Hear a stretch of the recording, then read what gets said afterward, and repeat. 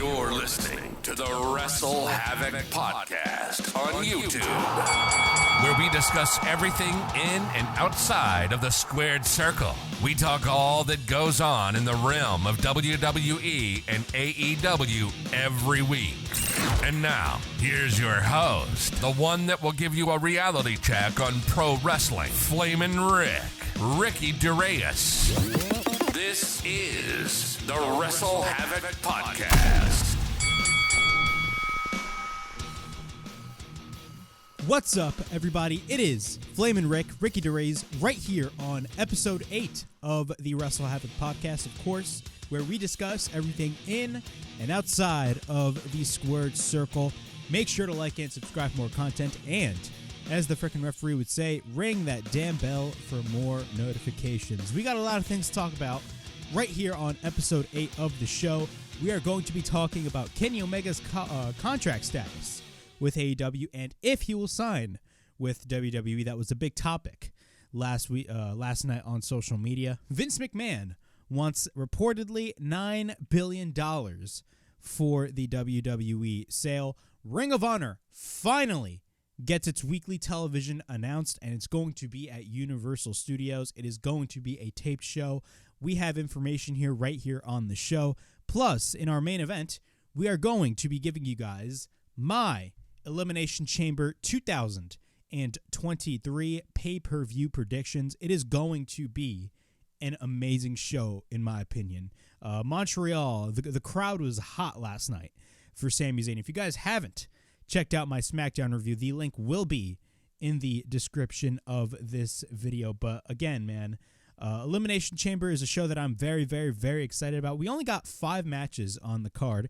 Again, WWE, or I should say Triple H, has always had this mentality of quality over quantity, and we have only 5 matches on this card, but it's looking one for the ages. Elimination Chamber is actually very, very, very stacked right now. But before I get on with all of this craziness, make sure to like and subscribe to the WrestleHavoc podcast right here on YouTube, in which we discuss everything in and outside of the squared circle. Make sure to like and subscribe for more content. And as the frickin' referee would say, ring, ring, ring that damn bell for more notifications.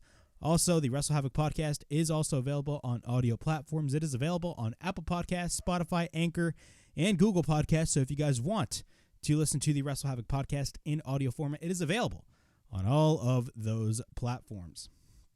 Let's get on with the news. And in our first story, we are going to be talking about Vince McMahon. Yes, Vince Kennedy McMahon reportedly wants $9 billion for the potential of a WWE sale. According to a report by Lucas Shaw of Bloomberg, published on Friday, and I'm reading this from F4W Online, but as reported from Bloomberg, McMahon is seeking as much as $9 billion from a sale. The company is currently valued at $6.65 billion. Shaw also revealed that WWE has already received, quote-unquote, a couple acquisition offers. Although it is not clear who the potential buyers are or how much they are offering. Regarding the potential buyers, Shaw noted on Twitter that, quote-unquote, sources have expressed skepticism that many traditional media companies will buy WWE. He would continue to say that Endeavor Group Holdings Incorporated and the Saudi Arabia Public Investment Fund were both, quote-unquote, definitely interested parties. Endeavor is currently valued at $10.4 billion and would even need financial help from a third party in order to purchase the company. The Sovereign Wealth Fund of Saudi Arabia is valued at $620 billion and owns stakes in companies such as Amazon, Uber, Google, Nintendo, Facebook, Disney, Starbucks, and Marriott. In 2021, the fund purchased the English professional football club Newcastle United FC and announced the establishment of Live Golf. AEW President Tony Khan has expressed interest in a potential WWE sale as well. In a quote by Tony Khan, he states, "I'm interested in the news that there is a potential sale process, and certainly I think we've shown that there are acquisitions and transactions. We're capable of making big purchases," Khan said last month. Shad Khan's net worth is listed at $12.3 billion, making him the 291st wealthiest person in the world. So yeah, Vince McMahon is basically wanting more money than WWE is worth for the whole sale. this is my thing about this whole situation. I believe that WWE is roughly worth at least $5 to $6 billion. That is it. $4 to $6 billion roughly. Think about it. Vince McMahon is asking for $9 billion. That is absolutely insane. Now, in the article that, I was reading from F4W Online, but they stated that companies like Endeavor and the Saudi Arabia Investment Fund are still in the running to buy the company. Now, I believe there was a person from CNBC that debunked the rumor of Comcast possibly buying the company. Of course, Comcast is the company that owns NBC Universal. I still have a sense in my mind that Comcast is the most logical buyer of WWE when the sale goes down. But if 2022 has taught us anything crazy, anything can happen. Like, Saudi Arabia, in my opinion, is still in the running. Endeavor is very interesting because they own the UFC. We talked about this a couple of weeks prior. But again, man, stuff like this is very, very interesting to the point where, honestly, Vince McMahon is asking for more money than what the company is worth for himself. It goes to show you how greedy Mr. McMahon is. The man is just absolutely out of this world, and he's just out of his mind. But it's very interesting. Now, a lot of people were talking about Disney. Disney has a completely freaking unlimited budget. Disney could be a possible buyer. Endeavor is very interesting, but, don't count out Saudi Arabia because Saudi Arabia, their budget is so crazy right now. Like, Vince McMahon, all he sees is dollar signs, and that's it. And if he ever does sell WWE to the Saudis, that's just going to be a black eye on the company, in my opinion. I honestly do not like the fact of Saudi Arabia buying WWE. But, yeah, Vince McMahon reportedly is asking for $9 billion for the WWE sale. In a big story, we are going to be talking about WWE reportedly showing interest in a major free agent. So, I'm reading this from TJR Wrestling. So there's apparently some strong interest from WWE to sign a major free agent, with the report of noting that it may not be Jay White. Now, Jay White was actually in the rumor mill this past week. I believe he's going to be wrestling Eddie Kingston tonight at Battle of the Valley. And I believe it's a loser leaves New Japan match. So basically, if Jay White loses, he never wrestles for New Japan again. So a huge stipulation was added to the Jay White and Eddie Kingston match for this upcoming Saturday's New Japan Battle in the Valley show. It was announced by White himself that the loser of this match must leave New Japan and not wrestle for the company ever again. The story regarding White is that the loss to loser leaves Japan match to Hikuleo, meaning he had to leave the country he was wrestling in for several years. That didn't mean he had to stay away from New Japan altogether, since they run shows in the U.S. as well. White is believed to be a free agent very soon. While there is a lot of speculation that White's next stop could be WWE or AEW because they are the biggest promotions in wrestling outside of New Japan, with both companies likely having a lot of interest in hiring former IWGP World Champion like Jay White, in the Wrestling Observer newsletter, Dave Meltzer wrote about how WWE may have interest in somebody else that's a free agent. In a quote by Dave Meltzer, he states, and I quote, "He had in the past expressed little interest in going to WWE when it was to be brought up to him. But times always change, and at 30, your priorities also change. It is not clear what is next for Jay White, although one would suspect WWE or AEW would be his next destination because nothing else would make sense. Those in WWE who would normally know about major acquisitions during Mania season didn't know about this one and only said that there was a much bigger free agent in play right now that was internally the priority. It is not known who the quote-unquote bigger major free agent in play is right now as of this moment. But it's very interesting.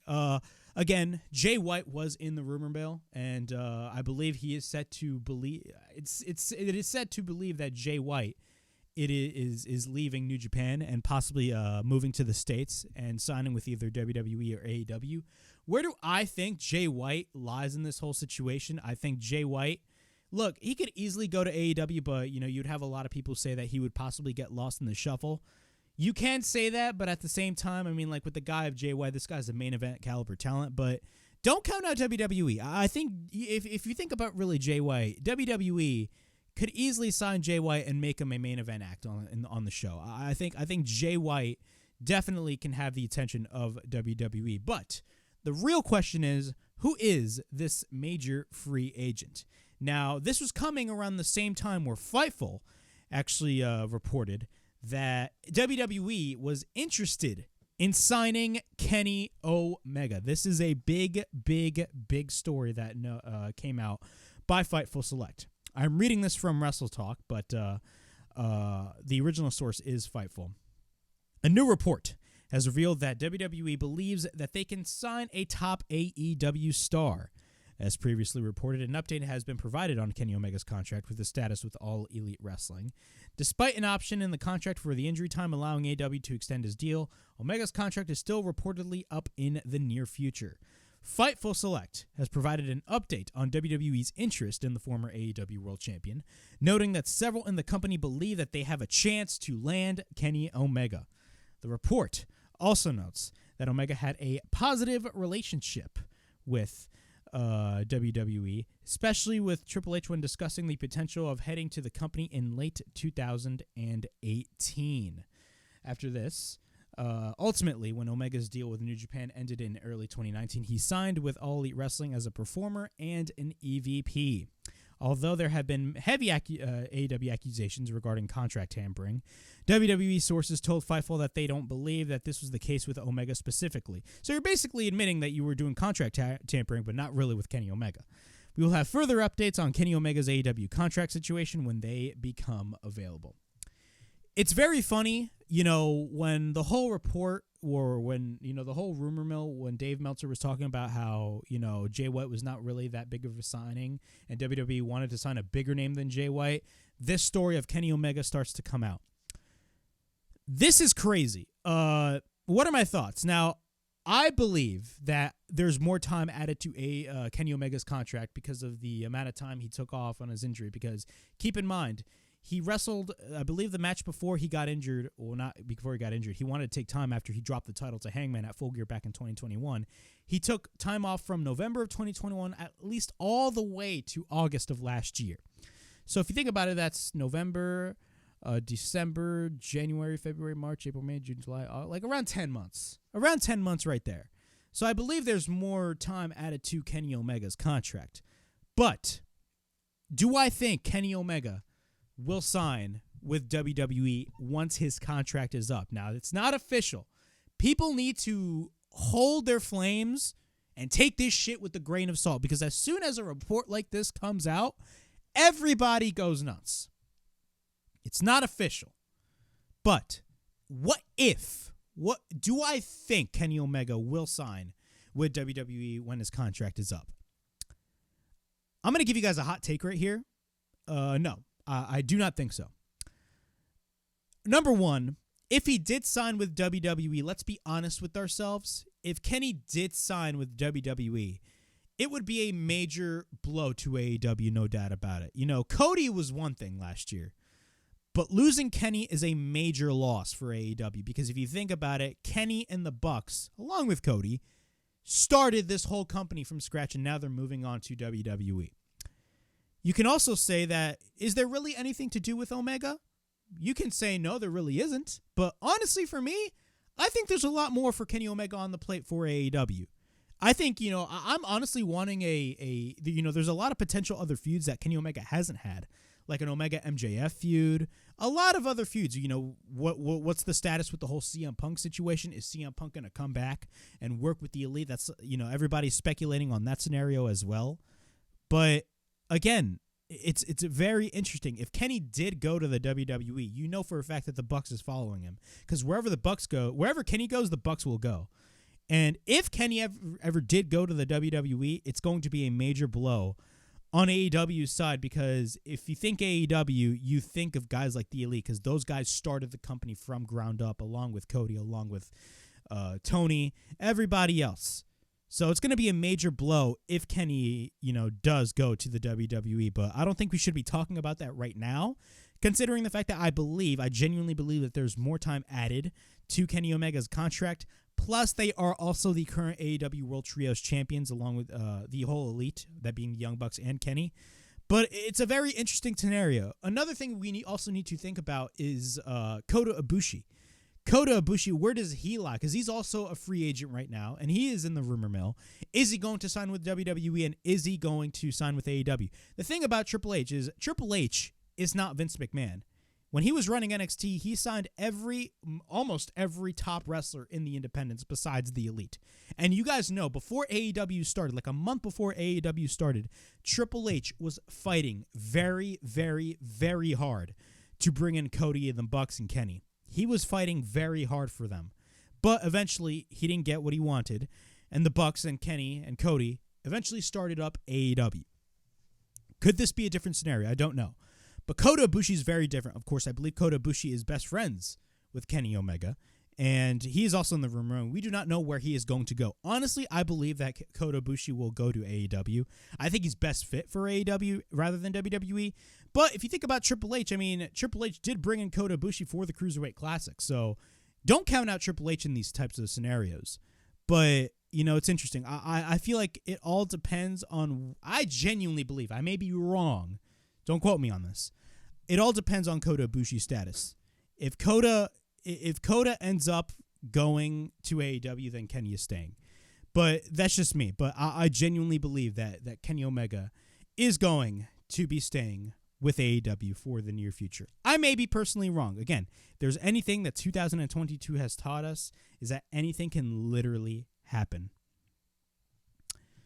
We got news on Ring of Honor. Yes, Ring of Honor is in the news. And oh my God, I got to turn this off. Literally, when I was doing this, I completely forgot to turn off this intro. My apologies, ladies and gentlemen. But we got news on Ring of Honor. Ring of Honor finally has a start date for when weekly television will start. Holy shit. Finally, after a whole year, almost a year to the day, when Tony Khan purchased the company, we finally have weekly Ring of Honor television back. So Tony Khan, once again, I'm reading this from F4W Online. Tony Khan reveals the premiere date for weekly Ring of Honor television. Ring of Honor's new weekly television series has a premiere date. In an interview with Sports Illustrated released Wednesday, Ring of Honor owner Tony Khan revealed that the show will debut Thursday, March 2nd, 2023 on Honor Club. The first episode will air exactly 1 year from the date that Khan announced he purchased the promotion. Khan also confirmed that the first set of tapings will take place Saturday, February 25th and Sunday, February 26th, 2023 from Universal Studios in Orlando, Florida. Khan stated, and I quote, "Ring of Honor TV is coming Thursday, March 2nd on Honor Club. We'll have our first tapings on February 25th and 26th at Universal Studios in Orlando, and we're going to put tickets on sale for the inaugural taping on Thursday. Those will be the first tapings of the new Ring of Honor." He would continue to promote Ring of Honor's streaming service, Honor Club, which was relaunched in December. In a quote by Tony, he states, "We also have the library on the Honor Club with 20 years of matches. All of the Briscoes FTR matches are available, including Final Battle in December, and those matches are going to stand the test of time in wrestling. Ring of Honor has a tremendous history. We have been able to introduce it with a further reach across the world this past year, and I'm very excited to finally introduce weekly Ring of Honor shows. Honor Club is available through the ROH app on iOS, Android, Amazon Fire TV, and Roku, as well as WatchROH.com. The subscription to the streaming service costs $9.99 per month. Ticket information for the first set of Ring of Honor tapings will be announced tonight on AEW Dynamite during the Mark Briscoe and Josh Woods match." So this was on the day of Dynamite where this article came out. But Ring of Honor is finally getting its own weekly television show. Great. Finally. We've been asking this for fucking months now. It's crazy how it literally took a whole year. Because if you really think about it, ROH being on AEW television should have really been a good thing for ROH, but it actually kind of backfired, and a lot of fans were not liking the ROH involvement on AEW programming. But I also have a lot of questions. My first question is, what's the goal? What's the vision? And where's the direction for Ring of Honor? Because, look, number one, this show is taped. Number two, it's going to take place in Universal Studios Orlando. I'm kind of disappointed with that because, now granted, Ring of Honor doesn't sell out 10,000 seats. That's for sure. But I'll say this. If you're going to do Ring of Honor in Universal Studios, you best bet you gotta change that production value. It can't just look exactly like Dark. Presentation matters. The big question that I ask everybody involved is, what makes ROH different from AEW? What separates ROH different from AEW? That is a question that I'm very much finding out. And honestly, I'm excited, but at the same time, I'm very curious. You also got to pay $10 a month for just Ring of Honor. $10 a month. Now, granted, if you really think about it, Honor Club was their plan B. That was their backup plan. It's better enough to spend less money revamping a streaming service that you have that came with the acquisition rather than starting your own streaming service from scratch. Because starting a streaming service from scratch is really expensive, but people don't understand that. I feel like Honor Club was the plan B, but I'm going to give Ring of Honor a chance. And actually, I'm actually thinking about reviewing Ring of Honor on this channel. Ring of Honor is going to be starting up in Universal Studios. It's going to be a taped show. Am I excited for the show being taped? No, I wish it was live, but they're using the resources that they already have. And I genuinely feel that the whole Honor Club thing is only a temporary thing. It's not a permanent thing. I feel like Tony has a long-term plan for Ring of Honor. It just hasn't played out yet. I genuinely believe that there's a long-term plan for Ring of Honor. And who knows, maybe once the the current television contract with Warner Brothers Discovery is up, maybe there can be a spot for Ring of Honor on a cable network. Who knows? But right now, the good news is Ring of Honor is at least getting its own television show at the end of the day. And you know what? That is good right there. But there's a lot of curiosity when it comes to this show. How is this show going to be presented? What is the talent going to be, doing on the show? We heard a lot that there was a lot of talent that, canceled their, I believe it was Beyond Wrestling. They canceled some of their indie bookings to go on this show. And also Tony Khan did sign a lot of people exclusively to Ring of Honor. So, we it's very interesting stuff coming in, but we got Ring of Honor television finally starting up. On the first set of tapings will be Saturday, February 25th, and Sunday, February 26th. So I'm curious. I will be watching, but hopefully the show is going to be good. And the only thing I pray that it's not is I don't want the show to be Rampage. I say that because I haven't really been watching Rampage these past couple of weeks because Rampage, let's be honest with ourselves, Rampage is not interesting. And one of the biggest factors about that is because of the fact that the show is taped, in my opinion at least. Now, AEW is trying their best to try to make Rampage important. But if we really think about it, Rampage is just... It's just there at the end of the day. I don't want our Ring of Honor to fall in that category. I want ROH to stand out. And that's my biggest hope for this whole thing. Ring of Honor needs to stand out from AEW at the end of the day. But we are getting Ring of Honor television finally. So at the end of the day, it's a good thing. Not only that, it's a good thing for the talent because they have more television time. If there's talent that in AEW that is either being underutilized or not, having a lot of television time, it's best that they are here on ROH. So that is great to see. Back to the news of Kenny Omega. Kenny Omega says that AEW's Fight Forever video game was delayed due to the ESRB rating. This is a very interesting story. Everybody is calling AEW Fight Forever AEW Take Forever, or whatever it was called. But Kenny Omega, I'm reading this from F4W Online as well. Kenny Omega has provided an update on the status of AEW Fight Forever. On the Swerve City podcast, Omega says that one of the issues that was keeping the game from being released was scaling down the content in order to get a teen rating by the ESRB, which is the rating system for video games in the United States. The game has since gotten that rating from the ESRB.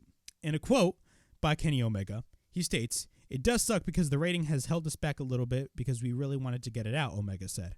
"The longer the time goes by, the finished product we'll have we have of a game is just going to be a little dated, right? Sure. A lot of the same people are going to be there, but some aren't. you're going to wonder why I've seen this guy on TV for weeks, or why isn't he on the game? It's because the game hasn't been done. But we had to try to get our game into position to be rated so that we can sell it. So now I can positively say that we're headed back in the right direction. According to the ESRB website, the game contains blood, language, mild suggestive themes, and the use of alcohol, tobacco, and violence. The AEW video game was first announced in late 2020. Last year, the title of the game, Fight Forever, was revealed. The game will be released on Nintendo Switch, PlayStation 4, PlayStation 5, Xbox One, Xbox Series X, and PC.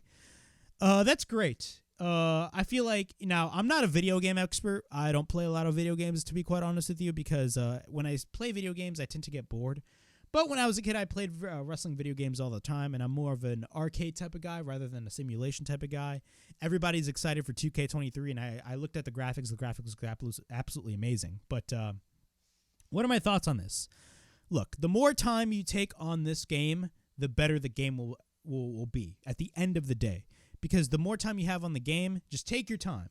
Because people tend to underestimate the fact that, they're taking very long for the game to come out. But people need to understand that the game needs to get done, but you have to take your time on the development of the game. And the more time you take on the development of the game, the better off the game will be at the end of the day. But the game finally has a rating, and it's going to be rated T for teen, which was the most obvious teen rating for the game anyway. So, but yeah, that was a small update on the AEW Fight Forever video game. All right, we're going to be going to the creme de la creme. Yes, the creme de la creme. We are going to be giving you guys predictions for Elimination Chamber 2023. We have 5 matches on this card, and overall, I'm very excited for tonight's show. Tonight's show is going to be something special, in my opinion. Usually we don't say that a lot about B-level pay-per-views, but this is very different. I feel like the road to WrestleMania is getting interesting by the week, and that is a good thing at the end of the day. I haven't been this more excited for WrestleMania, let alone a pay-per-view called Elimination Chamber, in a long, and I mean a long-ass time. The card is looking very good. Once again, we got 5 matches on this card, and I'm going to be giving you guys my preview and predictions on what I think is going to be happening on the show. In our first match of the evening, we got Edge and Beth Phoenix taking on Finn Balor and Rhea Ripley of the Judgment Day. The never-ending feud between Edge and the Judgment Day continues, and we are getting a mixed tag team match in Montreal at the Elimination Chamber match. The Elimination Chamber, I should say. Overall thoughts, I genuinely believe that Finn Balor and Rhea Ripley are going to get the win in this match.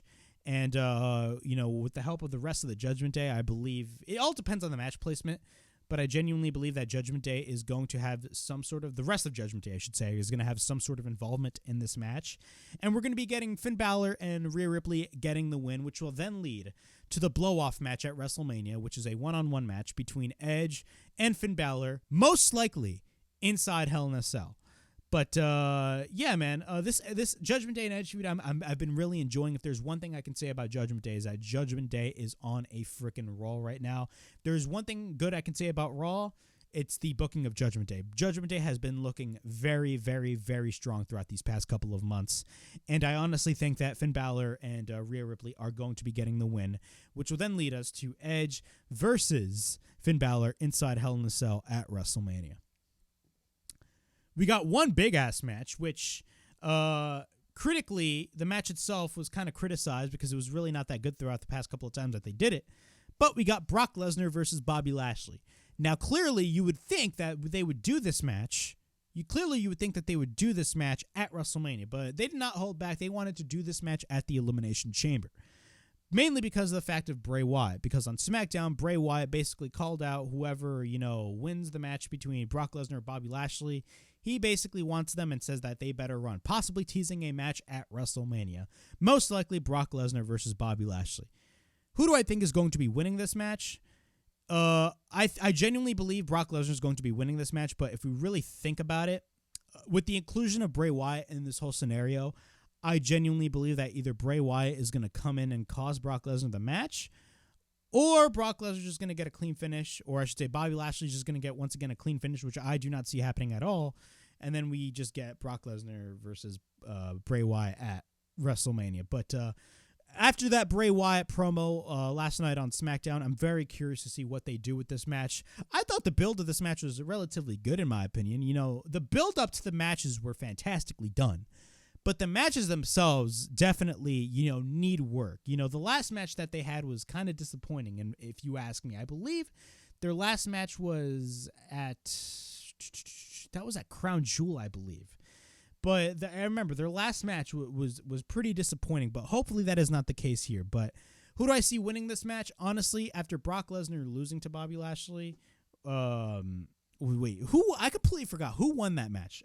I don't know. I completely forgot. But I genuinely see Brock Lesnar getting the win, or Bobby Lashley getting the win with the help of Bray Wyatt at the end of the day. That's what I see happening. We got the Elimination Chamber match, the men's Elimination Chamber match for the United States Championship. Yes, the U.S. title is on the line. We got Austin Theory defending his title against Seth Rollins, Johnny Gargano, Bronson Reed, Damian Priest, and Montez Ford. This men's Elimination Chamber match is looking very, very, very good. There's a lot of potential winners here. You know, a lot of people are saying that Austin Theory could have a chance of dropping that title, which I can definitely see. There's a chance for him to drop that title, but a lot of other people think that Seth Rollins could win. But let's be honest, you know, with the direction that they're going with Seth Rollins, it looks like Seth Rollins is going to be wrestling Logan Paul at WrestleMania. So honestly, I don't see Seth Rollins winning the title and defending the U.S. title against Logan Paul. I don't think we should be talking about Logan Paul wrestling in a title match, let alone holding a title at this point. But Johnny Gargano is a very good possibility. Bronson Reed is somebody that WWE has booked very well. Now, granted, the crowds on Raw have shown otherwise, but the booking of Bronson Reed, they've been booking Bronson Reed very, very, very strong. Damian Priest is another one. Damian Priest, honestly, can definitely have a chance. Plus Montez Ford as well. Who do I think will win this match? It really dumbs down to three people: Austin Theory, Bronson Reed, or Damian Priest. One of those three guys I genuinely see. A lot of people say Johnny Gargano, but honestly, I can't see Johnny Gargano at this stage of the game winning a championship at this point. And I like Johnny Gargano. I think he's great, but I don't think he's going to be winning this match. I either see Austin Theory, Bronson Reed, or Damian Priest walking out of the Elimination Chamber as the United States champion. We got the women's Elimination Chamber match for the Raw Women's Championship, or I should say the Elimination Chamber match for the number one contendership for Bianca Belair's Raw Women's Championship.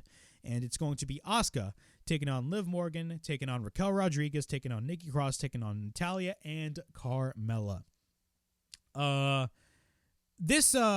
not really as excited for this Elimination Chamber match as I am for the men's, but I will say this.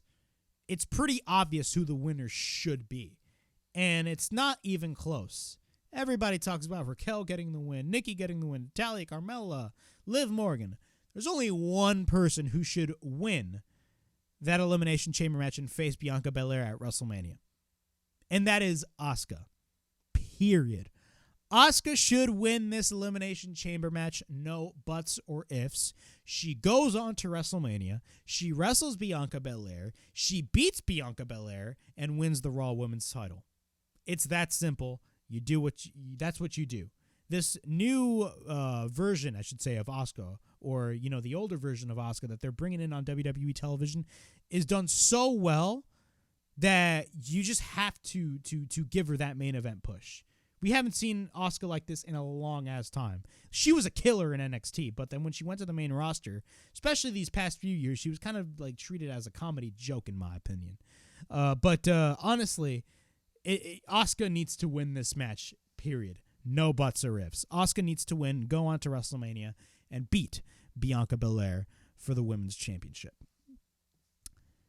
Next, we got Roman Reigns, the undisputed Universal Champion, taking on the underdog from the underground in his hometown of Montreal, Sami Zayn. I don't know about you guys, but and I say this for a lot of matches. I said this with Bryan Danielson versus Roosh. That match is a possible match of the year candidate. I think we're looking at a possible match of the year candidate with Roman Reigns and Sami Zayn. The match itself is going to be absolutely amazing, but what really is going to make the match is the story of the match. And that is what really intrigues me a lot. After Sami's promo last night on SmackDown, I genuinely believe that there is a slight chance, there can be a slight chance of Sami Zayn walking out of Montreal as the champion. I genuinely believe that. But deep down in my heart, and deep down of all of your hearts, you guys watching this video, deep down in your hearts and all of our hearts, we know that Sami Zayn is not going to win. Now, I will say this. Roman Reigns, and I said this on the SmackDown review last night. I said this on the SmackDown review. Roman Reigns is going to get, keep in mind, he is going to get the John Cena ECW One Night Stand 2006 reaction in Montreal. The nuclear heat that this man is going to be getting is going to be absolutely freaking insane. It's going to be absolutely crazy, and I'm absolutely here for it. Roman Reigns has never been hotter than he is right now. He is literally the top dog of the whole industry, and he has been for the past 2 years or 3 years. But something about right now kind of sets Roman's run now apart from all of his other runs. Or I should say, Roman now is just more of a menace right now than he was a year ago. This man is such a savage, and the heat that this man is going to generate at the Elimination Chamber is going to be absolutely insane. Then again, WWE, in my opinion, has done a very, very, very good job not only building this match, but at the same time on the Raw side, building up the Cody story. Because keep in mind, last week, or I should say 2 weeks ago on Raw, they had the segment between Cody Rhodes and Paul Heyman, which was freaking perfect. And they included reality into the fantasy world of professional wrestling by mentioning Dusty Rhodes, his short ECW run back in 2000. So they mentioned all of that stuff, and they started the story between Cody Rhodes and Roman Reigns. And the story is very simple. The story is about family. Meanwhile, this past Monday, they had a fantastic segment with Cody Rhodes and Sami Zayn. And keep in mind, the fans did not boo Cody Rhodes. The fans did not boo Cody Rhodes. But when it comes to Sami Zayn, is Sami going to win this match? No. He's not going to win this match. Now, we do not know the status of Jey Uso. We don't know the status of either of the Usos. I believe there was a report, and I talked about this last week on episode 7 of the podcast, that the Usos are probably not allowed in Canada because of the DUI history, which I genuinely believe that they are allowed. But if they are not, that's going to be a big blow regarding the story of this whole angle. But I believe that the angle is Jey is going to come out because he is a major proponent of this story. He's going to come out, cost Sami the match, so all of the heat that Roman is generating will shift from Roman all the way to Jey, and Jey is going to be the heat magnet of this whole freaking angle, which will then lead to Kevin Owens and Sami Zayn versus the Usos for the tag team titles at WrestleMania, and that's your main event for night one. That's what I believe is happening.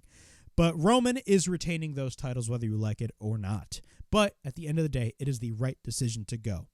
But also, this match is going to be one for the ages, and the reaction in Montreal is going to be absolutely barn-battered fantastic.